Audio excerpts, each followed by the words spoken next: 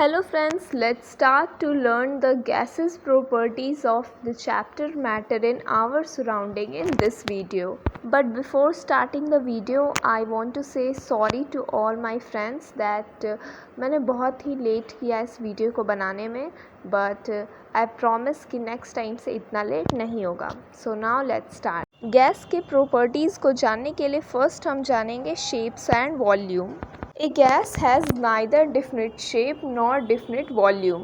It takes the shape and volume of the vessel in which it is kept. It occupies all the available space in the vessel because the particles can freely move throughout the space. So जो gas होता है उसका definite shape नहीं होता और ना ही तो definite volume होता, क्योंकि हम जैसे हवा को देखते हैं, air is gas, so it doesn't have any definite shape, कोई आकार निश्चित नहीं होता है, और जिस भी वेजल में हम इसे कंटेनर में रखेंगे वो उसी का शेप अपना लेता है ना, और उनके पार्टिकल्स भी फ्रीली मूव करते हैं, so they doesn't have limitation of carrying the space, उनका वॉल्यूम डिफिनेट नहीं होता है. So this is about shapes and volume of gas. Now next property is density. So gas में डेंसिटी कैसी होती है? The density of gases is lower than those of solids and liquids. So gas का density जो होता है वो लो होता है लिक्विड्स और सॉलिड्स से भी. सो लो डेंसिटी और हाई डेंसिटी क्या होता है, इसे हम सिंपल ढंग से समझेंगे.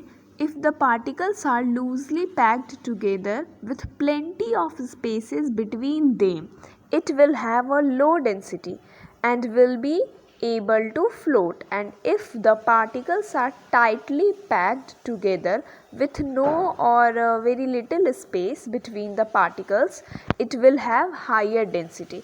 मतलब अगर पार्टिकल्स जो है किसी भी ऑब्जेक्ट के बहुत ज़्यादा जो है वो टाइटली पैक्ड हैं और उनके मॉलिक्यूल्स के बीच में स्पेस बहुत कम या फिर नहीं है, that means they have higher density. और अगर किसी ऑब्जेक्ट के पार्टिकल्स बहुत ही लोअर पैक्ड है, मतलब एक दूसरे में के पार्टिकल्स के बीच में बहुत ज़्यादा स्पेस है, that means they have lower density. The relative densities of an object and the liquid it is placed in determine whether that object will sink और फ्लोट.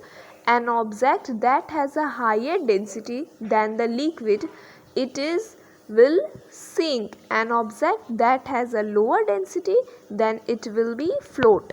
So determine करने का कि density कहाँ ज़्यादा है और कहाँ कम, वो हम liquid में इस तरह देख सकते हैं कि जिस object की lower density होगी वो पानी में float करेगा और जिस ऑब्जेक्ट की हायर डेंसिटी होगी वो सिंक करेगा. दैट मीन्स वो पानी के अंदर रहेगा और जो फ्लोट करेगा वो सरफेस के ऊपर रहेगा. Is that clear about density? अब हम जानेंगे melting and boiling point of gas. At normal atmospheric pressure, the melting and boiling points of a gas are below room temperature. They are lower than those of solids and liquids. Solids और liquids के comparison में gas का जो melting और boiling point होता है वो बहुत ही low होता है. Even जो नॉर्मल एटमॉस्फेरिक जो हमारा प्रेशर है, रूम टेम्परेचर जो होता है, नॉर्मल टेम्परेचर एटमॉस्फेयर का, वो उससे भी बिलो होता है. जैसे मान लीजिए अगर एक गैस है ऑक्सीजन, तो उसका मेल्टिंग पॉइंट भी और बॉइलिंग पॉइंट भी जो उस एटमॉस्फेयर का नॉर्मल रूम टेम्परेचर है, नॉर्मल टेम्परेचर है, उस पॉइंट से भी बिलो होता है गैसेस में, क्योंकि उनके पार्टिकल्स इतने लूज होते हैं. Now next property is compressibility. So compressibility मतलब कंप्रेस होता है या नहीं कोई भी ऑब्जेक्ट, तो गैस होता है या नहीं, let's see. The compressibility of A gas is very high, यानी बहुत ज़्यादा कंप्रेस हम कर सकते हैं गैस को. The intermolecular space in a gas being large, the particles can be made to come much closer together under pressure. So under pressure अगर हम गैस पे बनाएं तो उसके पार्टिकल्स के बीच में स्पेस इतना ज़्यादा होता है गैस के पार्टिकल्स के बीच में कि वो जो है बहुत ज़्यादा क्लोज आ सकते हैं. That's why a large amount of air can be pumped into the small volume of a cycle tube or a football bladder.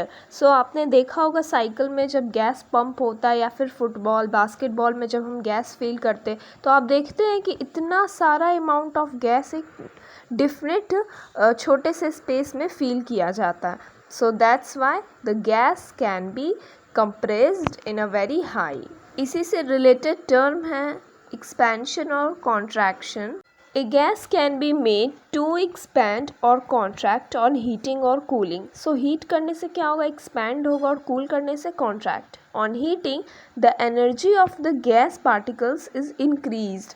जब हम हीट करते हैं गैस को तो उसके पार्टिकल्स का जो एनर्जी होता है ना वो इंक्रीज़ कर जाता है. एज अ रिज़ल्ट, जिसके रिज़ल्ट में क्या होता है, the gas particles move faster.